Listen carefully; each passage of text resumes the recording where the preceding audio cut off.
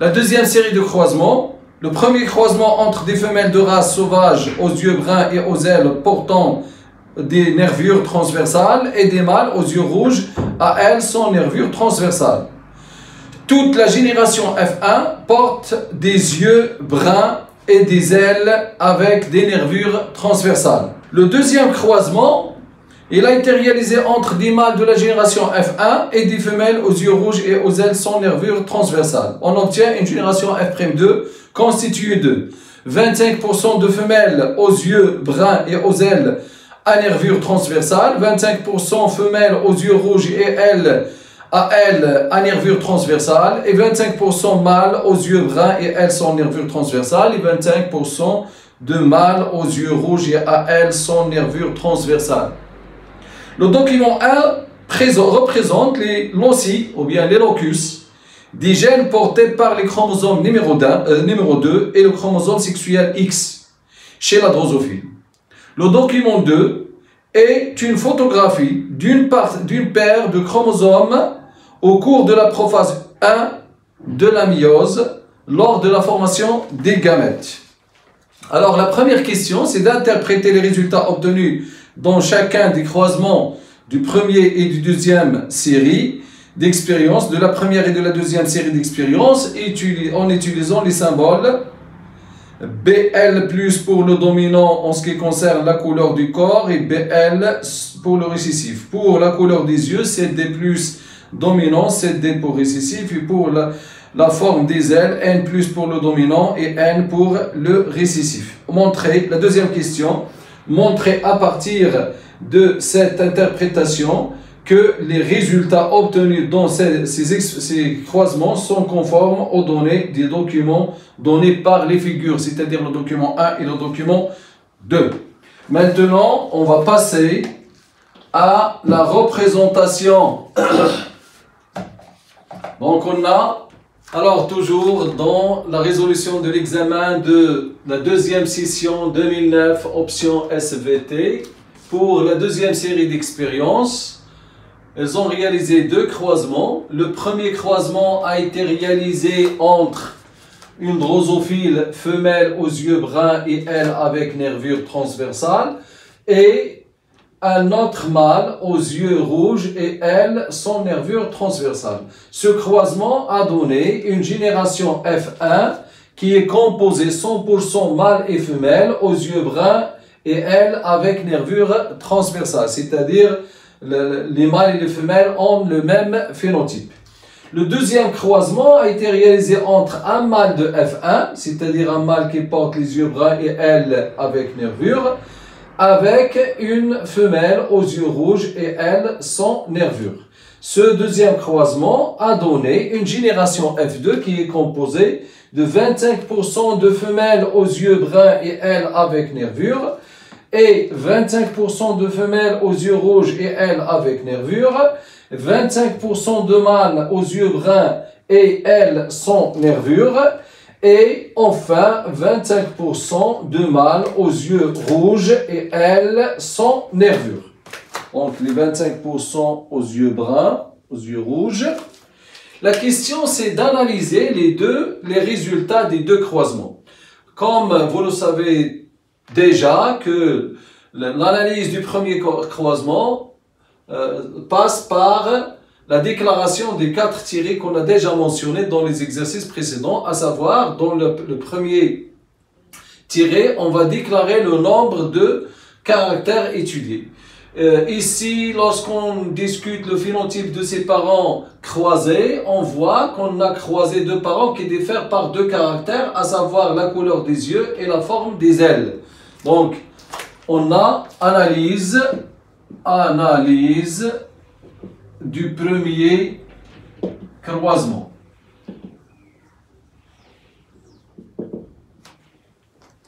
Donc, on a l'étude de la transmission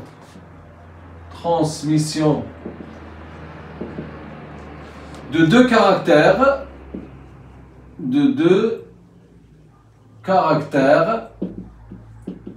à savoir la couleur des yeux, la couleur des yeux et la forme des ailes chez la drosophile. Chez la drosophile. Donc, on a un dihybridisme. Un dihybridisme.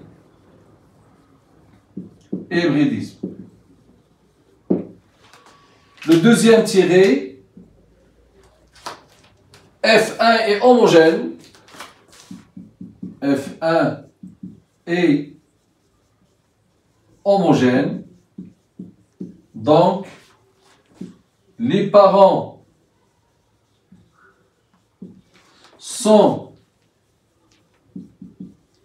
de race pure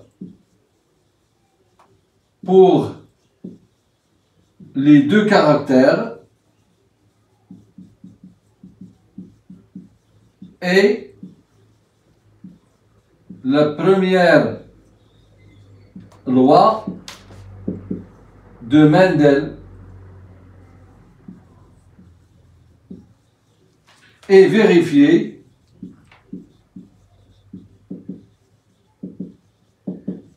pour ces deux caractères.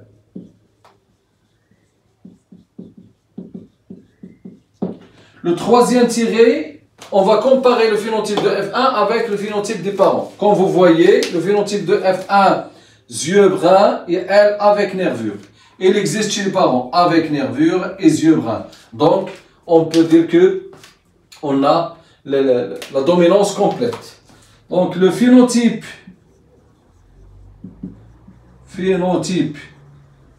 de F1 est parental pour les deux caractères,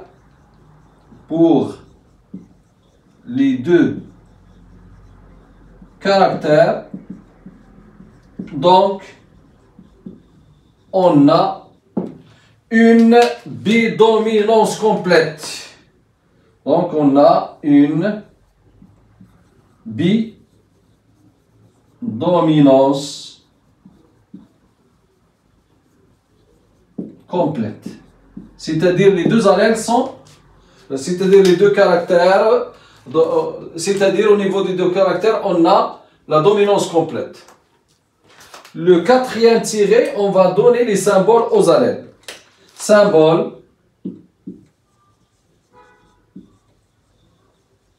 des allèles.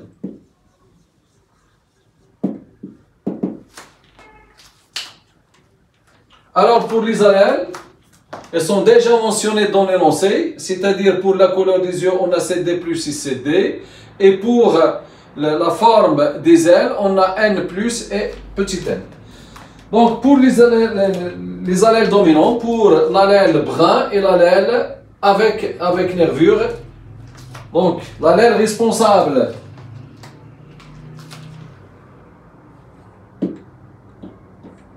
les allèles dominants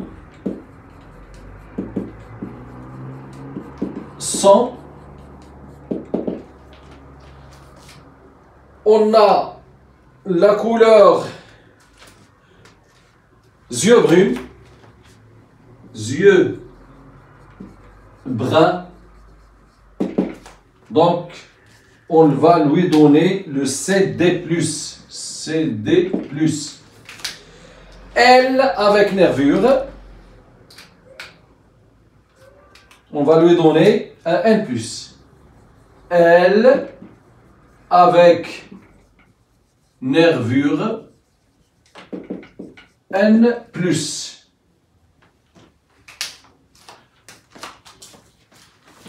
Maintenant, on va passer aux allèles récessifs.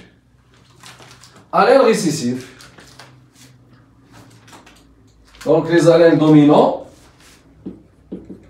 Maintenant, les allèles les allèles récessifs.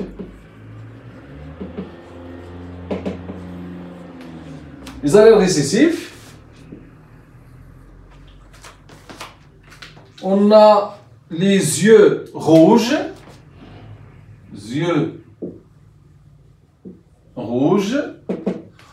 on va lui donner un 7D,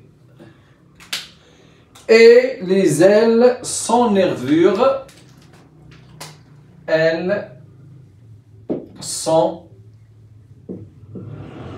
nervure.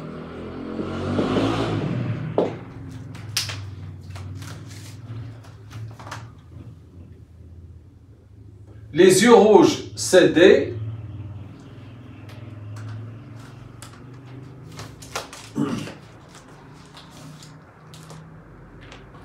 Alors les allèles dominants, les allèles récessifs, yeux rouges, c'est D, et L sans nervure, petit n. Ainsi se termine l'analyse du premier croisement. Maintenant, on va passer à l'analyse du deuxième croisement. Donc, analyse du croisement 2. Alors, quand vous voyez le croisement 2,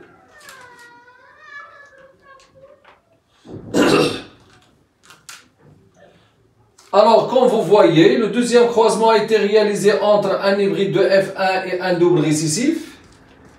Yeux rouges, il est récessif. L sans nervure, elle est récessive. Donc, on a un croisement entre un hybride de F1 et un F0. Donc, c'est un back-cross. Ce croisement a été réalisé entre un hybride de F1 et un double récessif F0. Donc, c'est un back-cross. Donc, c'est un back-cross.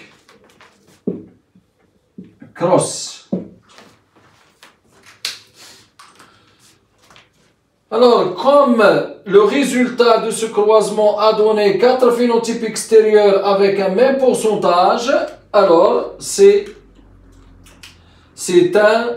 les gènes étudiés sont indépendants.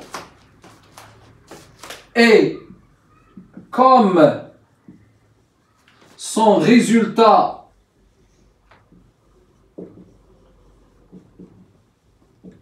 manifeste ou la donne 4 phénotypes extérieur avec un même pourcentage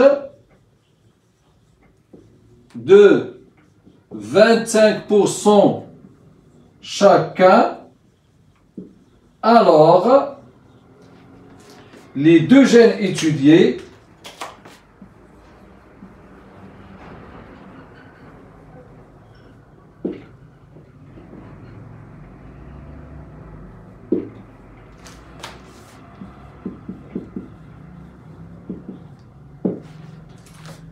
sont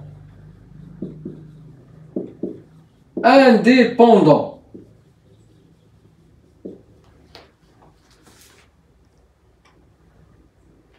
Donc, la troisième loi de Mendel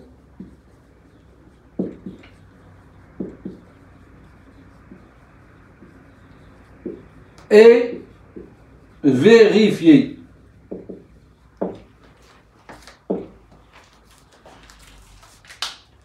Et comme on a l'apparition des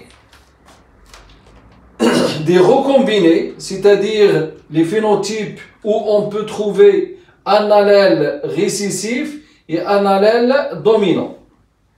Et comme donc l'apparition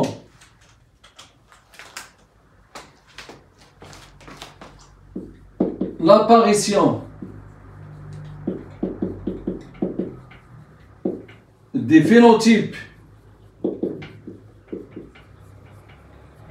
recombinés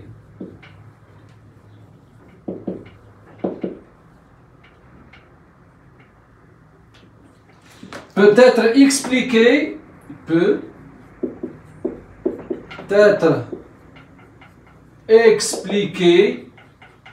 par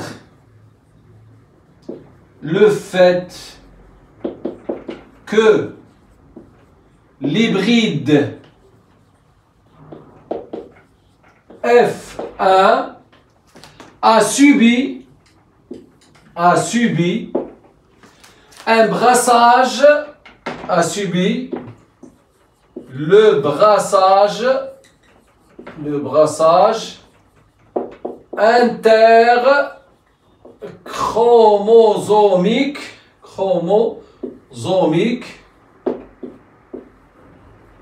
lors de la production de ces gamètes,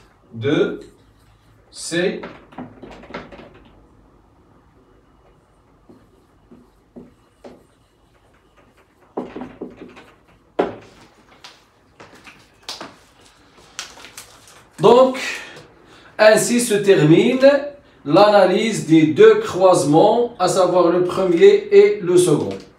Maintenant, il nous reste à écrire des remarques qui sont signalées sur les documents 1 et 2. À partir du document 1, on peut voir que le gène responsable de la forme des ailes est localisé sur le chromosome X et le gène responsable de la couleur des yeux est localisé sur le chromosome numéro 2. Ce qui prouve ce qu'on a dit en ce qui concerne la localisation de ces gènes sur les chromosomes, c'est-à-dire ils sont deux gènes indépendants, car l'un d'eux est gonosomal et l'autre est autosomal, c'est-à-dire le gène responsable de la couleur des yeux il est autosomal car il est localisé sur le chromosome numéro 2 et le gène responsable de la forme des ailes est localisé sur le chromosome X, donc il est gonosomal. Maintenant, on va passer à l'interprétation chromosomique de ces deux croisements. Interprétation chromosomique.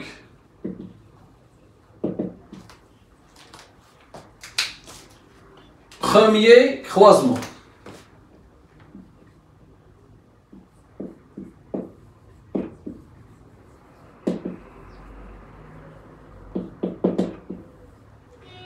Toujours parent. On a P1 mâle, bien femelle, croisé avec P2 qui est mâle. Le phénotype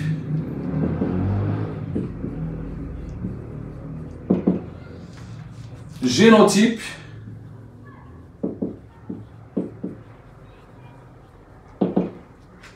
alors pour le phénotype de la femelle, on a la femelle qui porte les yeux bruns avec nervure, qui sont deux allèles dominants. Donc on aura un CD plus N plus croisé avec CD N, deux allèles qui sont récessifs. Les génotypes. On a dit que le gène qui gouverne le caractère de la couleur des yeux, il est autosomal. Donc on aura un 7D+. Les parents sont de race pure, donc ils sont homozygotes. Et on a une femelle, donc il aura 2X. X qui porte N+, et N+. Il est homozygote.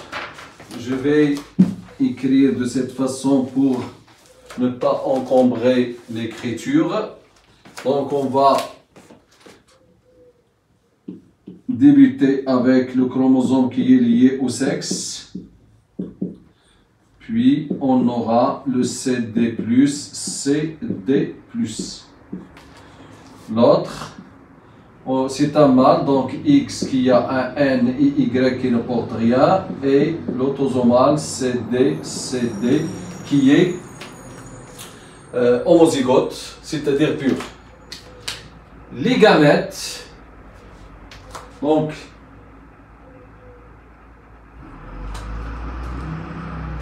les gamètes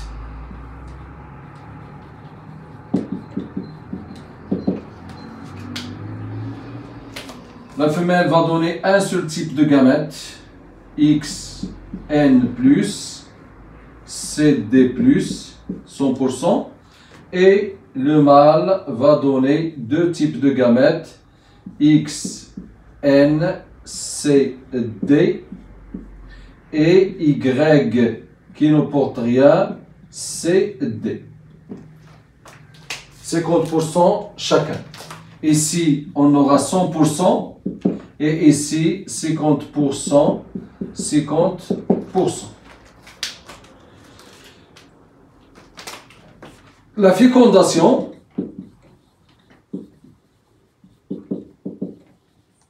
on va faire l'échiquier de croisement. Donc, l'échiquier de croisement,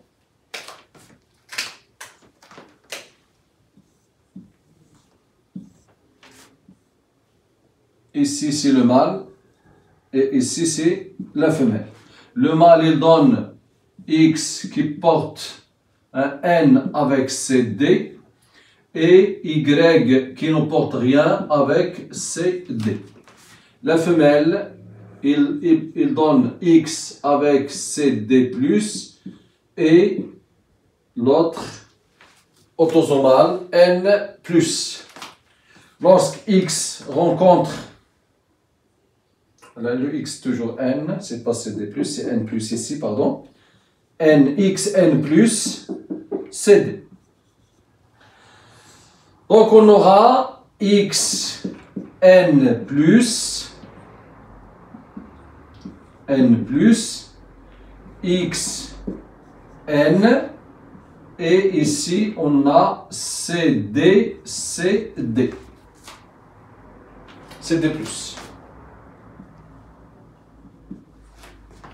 De même, on aura X, N+, CD+, Y, CD. Donc le phénotype, ici c'est une femelle. Elle aura comme phénotype N+, CD+. Et ici c'est un mâle. Il aura comme phénotype N+, CD+. Donc le résultat théorique donne 100% N+, CD+. C'est-à-dire 100% les yeux bruns et les ailes avec nervures. Ils sont en concordance avec le résultat expérimental. Maintenant, on va passer à l'interprétation chromosomique du deuxième croisement. Alors, pour la transmission du caractère forme des ailes, si on considère le monohybridisme, c'est-à-dire si on croise, comme vous le voyez dans ce croisement, on va considérer un seul caractère qui est la forme des ailes. Un mâle avec les ailes avec nervures, croisé avec une femelle avec des ailes sans nervures. Vous voyez que la descendance donne des femelles et des mâles. 50% de femelles et 50% de mâles. vous voyez que les femelles de la deuxième génération, elles ont des nervures. C'est-à-dire, les nervures étaient chez le mâle. C'est-à-dire, le caractère qui existait chez le mâle est transmis vers ses filles. Et d'un autre côté, on voit que la mère a des ailes sans nervures et cet allèle a été transmis chez ces garçons mâles. C'est-à-dire on a une hérédité mère-garçon et père-fille. Ce qui prouve que le gène responsable de la transmission de ce caractère est lié au sexe comme le montre la figure numéro 1. Le document 1, il nous donne une localisation du gène responsable de la forme des ailes sur le chromosome X.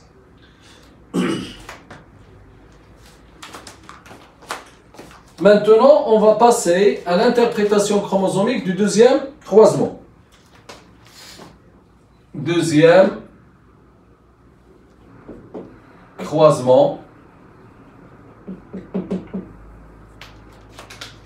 Il a été réalisé entre un hybride de F1, donc parent, F1 qui est mâle, croisé avec F0 qui est femelle. Donc, le phénotype,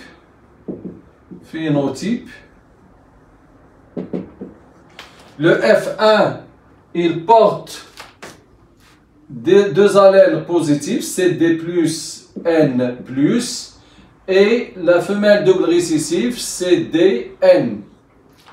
Le génotype,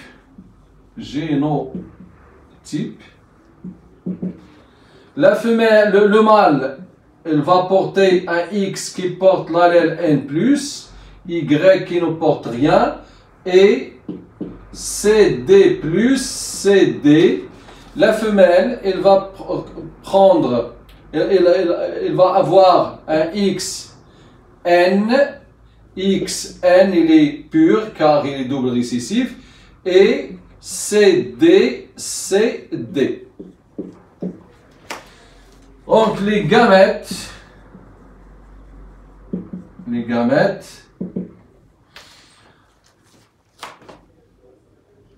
la femelle va donner 4 types de gamètes.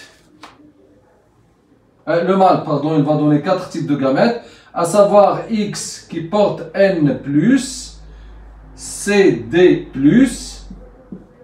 X qui porte N+, CD, Y qui ne porte rien, Y qui ne porte rien avec CD+, et Y qui ne porte rien avec CD.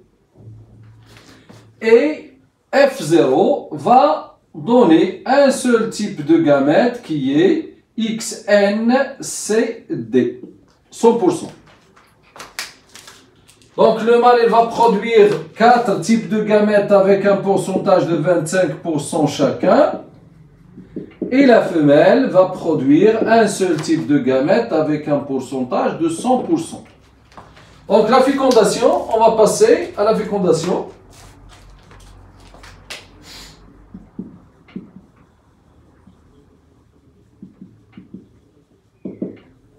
Fécondation, on va tracer l'échiquier de croisement.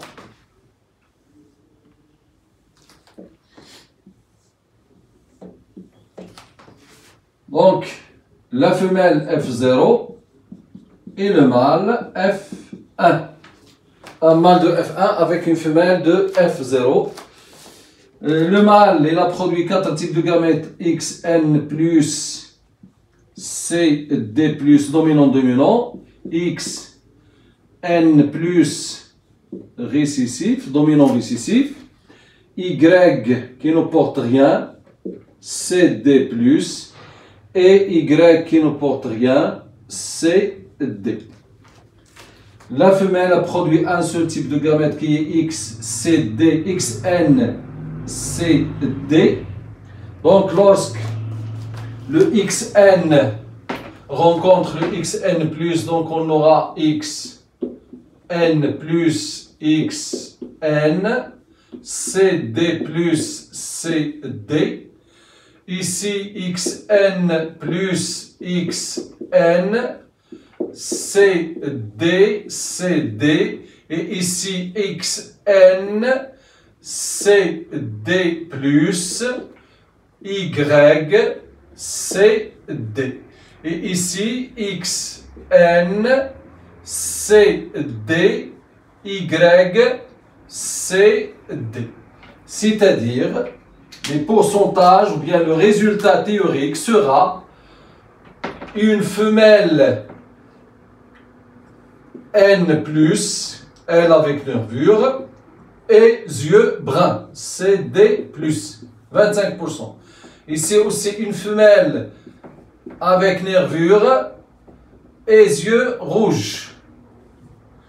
Ici un mâle avec sans nervure, elle sans nervure, avec les yeux bruns, CD plus. Et un mâle avec elle sans nervure et yeux rouges, 25%, 25%, 25% et 25%. Donc, comme vous voyez, le résultat théorique, il est conforme au résultat expérimental donné par dans l'énoncé, par l'expérience. Le document 2 montre un brassage intrachromosomique, ce qui est le cas dans la première série d'exercices. Et le document 2 montre que les deux gènes, la couleur du corps et la couleur des yeux, ils sont liés car ils sont portés sur le chromosome numéro 2. Et la forme des ailes avec la couleur des yeux, elles sont localisées sur deux chromosomes différents, à savoir le chromosome 2 et le chromosome X, donc ils sont indépendants. Ainsi, notre séance prend fin. Merci de votre attention. J'espère que vous avez très bien compris comment résoudre un exercice du dihybridisme. Comme vous avez vu, on a discuté dans ce cas de gènes liés et deux gènes indépendants avec discussion d'un autosomal et un chromosome sexuel, c'est-à-dire un gonosome. N'hésitez pas de m'écrire dans les commentaires si vous avez des questions. À la prochaine. لا تنسوا الإعجاب بالفيديو والاشتراك في القناة تشجيعا لنا للعمل بجد ونشر المزيد من الدروس إن شاء الله.